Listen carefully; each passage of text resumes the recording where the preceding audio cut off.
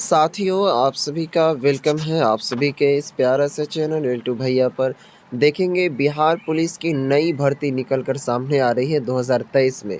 और उसमें जो साथियों कुल पद रखा गया है 26,000 पोस्ट रखा गया है। और उसमें आपका क्वालिफ़िकेशन क्या होगा और क्या कहते हैं उम्र क्या है उसमें, और सिलेक्शन प्रोसेस क्या है, और क्या कहते हैं इसमें अप्लाई कब से होने के लिए जा रहा है, वो सभी डेट आ गया है। इसके बारे में इस वीडियो में हम चर्चा करेंगे। तो चलिए वीडियो की शुरुआत करते हैं। इससे पहले एक छोटी सी रिक्वेस्ट है कि अगर आप चैनल पर पहली बार विज़िट किए हैं तो चैनल को ज़रूर सब्सक्राइब कर लीजिएगा, ताकि इसी तरह की हर अपडेट आपको मिलती रहे। तो चलिए शुरू करते हैं। तो देखेंगे साथियों, ये हिंदुस्तान पेपर का कटिंग है। और यहाँ पर आप देख रहे होंगे कि डायरेक्ट लिखा हुआ है जून में सिपाही व दरोगा के 26,000 पदों पर बहाली शुरू होगी। तो साथियों, आपको यहाँ से टाइम का पता चल गया कि फॉर्म की जो अप्लाई डेट है, शुरू जो है भरना, वो कब से होगी।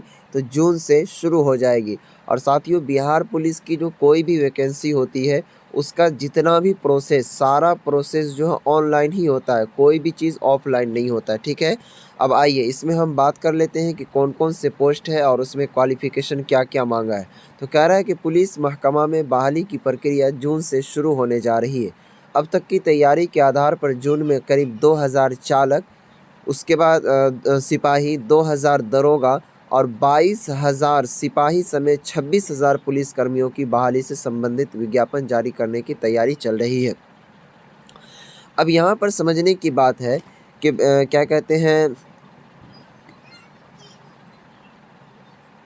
देखिए, अब तक की तैयारी के आधार पर जो है साथियों, चालक, करीब 2000 चालक। यहाँ चालक का मतलब होता है कि आप देखते होंगे कि बिहार पुलिस की जो गाड़ी चलाती है, ड्राइवर जो रहता है साथियों, तो उसे चालक बोला जाता है। उसके लिए जो क्वालिफ़िकेशन रखा जाता है, योग्यता, वो 12th पास रखा जाता है, यानी कि इंटर पास। अगर आप इंटर पास हैं या फिर मौलवी पास हैं तो आप अप्लाई कर सकते हैं। लेकिन उनमें क्राइटेरिया ये है कि आपको उसके लिए ड्राइवरी लाइसेंस भी बनाना पड़ेगा उस फॉर्म को अप्लाई करने के लिए। वहीं सिपाही की बात कर लेते हैं, जिसे इंग्लिश में कांस्टेबल कहा जाता है। तो इसके लिए भी 12th पास ही रखा जाता है। अगर आप 12th पास हैं तो 12th पास, अगर आप मौलवी पास हैं तो मौलवी पास। ठीक है। और साथियों, 2000 दरोगा, दरोगा पद के लिए स्नातक मांगा जाता है, यानी कि आलिम मांगा जाता है, और या इस तरह बीए मांगा जाता है। उसके बाद देखेंगे, डायरेक्ट कह रहा है कि पुलिस मुख्यालय के सभी जिलों से सिपाही, दरोगा समेत अन्य सभी कर्मियों के खाली पड़े पदों की सूची रोस्टर के आधार पर तैयार करके मांगी है। कुछ ज़िलों ने इसे भेज भी दी है।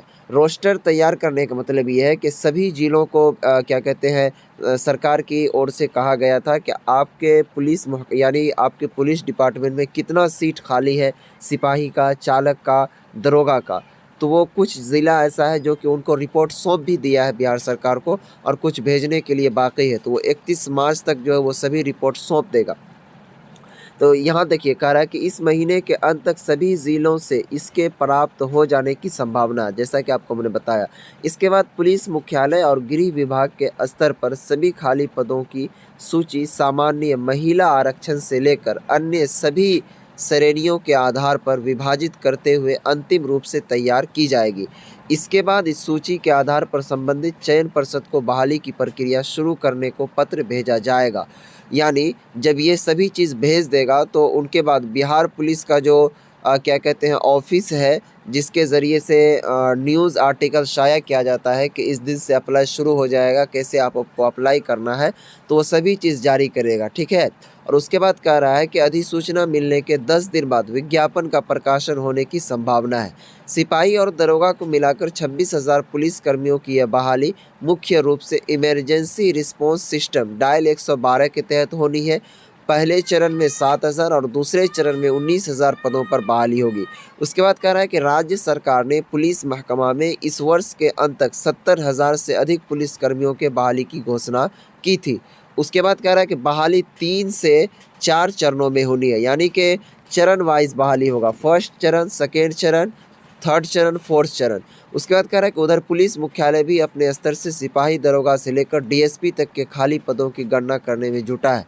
इससे यह स्पष्ट हो जाएगा कि सीधी बहाली के लिए कितने पद खाली पड़े हैं, साथ ही प्रोन्नति के माध्यम से भरने वाले कितने पद हैं। फिलहाल राज्य में प्रोन्नति कर पर रोक रहने और सुप्रीम कोर्ट से इस पर अंतिम निर्णय आने का इंतज़ार में इन पदों को भरा नहीं जा रहा है। तो साथियों, अब देखने योग्य ये बातें हैं कि जैसे ही 31 मार्च समाप्त होता है, यानी 31 मार्च के बाद सभी रोस्टर भेज देगा सभी जिला क्या कहते हैं बिहार सरकार को। उसके बाद 31 मार्च के 10 दिन बाद जो आप सभी का समझिए अप्रैल में ये न्यूज़ को आर्टिकल शाया कर दिया जाएगा कि आपका अप्लाई कब से हो रहा है। तो साथियों, यहाँ पर जून में जो है यहाँ पर डेट दे दिया गया है। तो जैसा कि आपको ये पता चल गया होगा, और साथियों फॉर्म को अप्लाई कैसे करना है, किस तरह से भरना है, उन सभी चीज़ के लिए आपको इस चैनल पर बने रहना है। और साथियों, आपसे गुजारिश है वीडियो को लाइक ज़रूर कर दीजिएगा।